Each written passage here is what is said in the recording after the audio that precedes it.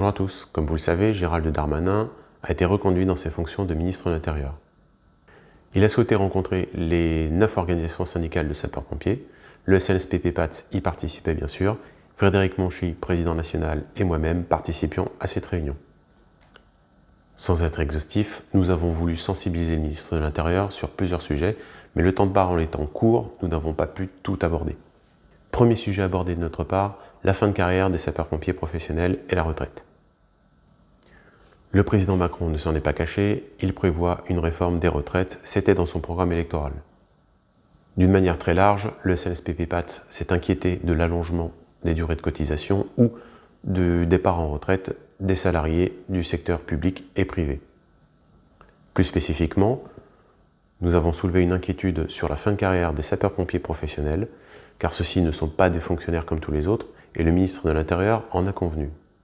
Il a donc souligné et confirmé la place des sapeurs-pompiers dans la catégorie active, et en ce qui concerne la réforme des retraites à venir, sans promesse aucune, il a toutefois dit qu'il resterait vigilant sur l'application de cette réforme aux sapeurs-pompiers professionnels. Deuxième sujet abordé, le financement des SDIS.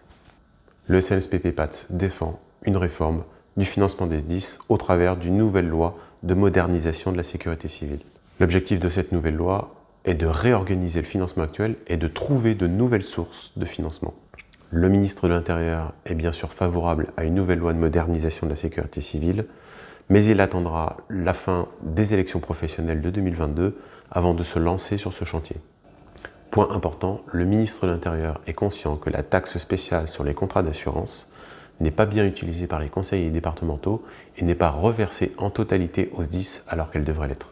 Dernier point, puisqu'il a fallu être rapide, abordé avec le ministre de l'Intérieur, le pouvoir d'achat des agents des SDIS. Seul, on va plus vite, ensemble, on va plus loin, vous connaissez l'adage.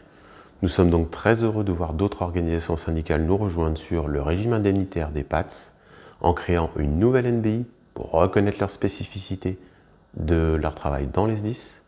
Et nous sommes également contents de les voir demander l'abrogation d'un arrêté qui gèle l'indemnité de responsabilité des sapeurs-pompiers professionnels.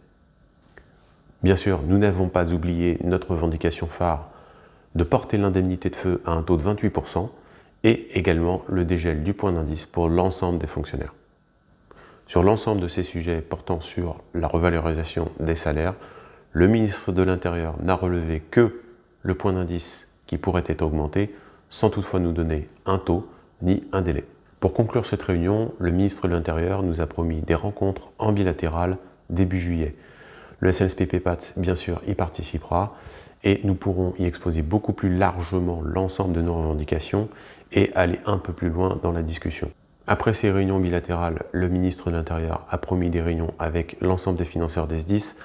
On doit donc s'attendre à des réunions avec l'Association des départements de France et l'Association des maires de France, puis viendront les élections professionnelles, et ensuite le ministre de l'Intérieur ouvrira le chantier sur la loi de modernisation de la sécurité civile. Je vous remercie, à très bientôt.